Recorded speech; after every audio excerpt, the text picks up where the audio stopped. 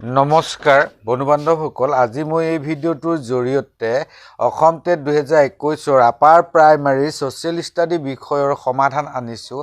আহক তেন্তে বন্ধু-বান্ধৱসকল ভিডিঅ'টো আৰম্ভ কৰোঁ। আজিৰ খণ্ডটোৰ ১ নম্বৰ প্ৰশ্নটো হৈছে ভাৰতীয় জাতীয় কংগ্ৰেছৰ প্ৰথম মহিলা সভাপতি কোন আছিল? এই প্ৰশ্নটোৰ শুদ্ধ অপশ্যনটো হ'ব অপশ্যন নম্বৰ ডি এনি বেচাণ্ট। ২ নম্বৰৰ প্ৰশ্নটো হৈছে মগধৰ আটাইতকৈ পুৰণি শাসক বংশ কোনটো আছিল? এই প্ৰশ্নটোৰ শুদ্ধ অপশ্যনটো হ'ব অপশ্যন নম্বৰ ডি হৰিয়ংক বংশ। ৩ নম্বৰৰ প্ৰশ্নটো হৈছে তলৰ ঘটনাসমূহ ক্ৰম অনুসৰি সজোৱা। এই প্ৰশ্নটোৰ শুদ্ধ অপশ্যনটো হ'ব অপশ্যন নম্বৰ ডি, কিয়নো মহাত্মা গান্ধী দক্ষিণ আফ্ৰিকাৰ পৰা ঘূৰি আহিছিল 1915 চনৰ ৯ জানুৱাৰীত। মণ্টেগু চেমছফৰ্ডৰ প্ৰতিবেদন দিছিল 1918 চনত। জালিয়ানাবাগৰ ট্ৰেজেডি ১৩ এপ্ৰিল ১৯১৯ চনত। অসহযোগ আন্দোলন মহাত্মা গান্ধীৰ দ্বাৰা হৈছিল ১৯২০ চনৰ ৪ ছেপ্টেম্বৰ তাৰিখত। ৪ নম্বৰৰ প্ৰশ্নটো হৈছে তলৰ কোন চনত ব্ৰিটিছসকলে অসমত টিকট কৰ আৰম্ভ কৰিছিল? এই প্ৰশ্নটোৰ শুদ্ধ অপশ্যন বুলি ক'বলৈ এটাও শুদ্ধ অপশ্যন দিয়া নাই। ইয়াৰ শুদ্ধ উত্তৰটো হ'ব ১৮৯৯ চন। মই আপোনালোকক গুগল পেজৰ এটি অংশ দেখুৱাইছোঁ।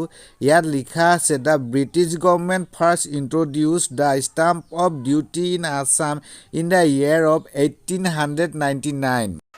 ৫ নম্বৰৰ প্ৰশ্নটো হৈছে উমানন্দ নদীৰ দ্বীপক তান্ত্ৰিক সাধনাৰ বাবে মন্দিৰ সজাইছিল। এই প্ৰশ্নটোৰ শুদ্ধ অপশ্যনটো হ'ব অপশ্যন নম্বৰ চি গদাধৰ সিংহই। বন্ধু-বান্ধৱসকল, গদাধৰ সিংহই এই উমানন্দৰ মন্দিৰটো ১৬৮১ চনৰ পৰা ১৬৯৬ চনৰ ভিতৰত সজাইছিল। ৬ নম্বৰৰ প্ৰশ্নটো হৈছে কামৰূপৰ প্ৰাচীন ৰজাসকলৰ ৰাজকীয় চিহ্ন কি আছিল? এই প্ৰশ্নটোৰ শুদ্ধ অপশ্যনটো হ'ব অপশ্যন নম্বৰ বি হাতী। ৭ নম্বৰৰ প্ৰশ্নটো হৈছে পাল ৰজা ৰত্নপালৰ ৰাজধানী আছিল। ইয়াৰ শুদ্ধ অপশ্যনটো হ'ব অপশ্যন নম্বৰ বি শ্ৰীদুৰ্য। ৮ নম্বৰৰ প্ৰশ্নটো হৈছে বৰ্মন বংশৰ প্ৰথম বুলি জনা ৰজাজন আছিল।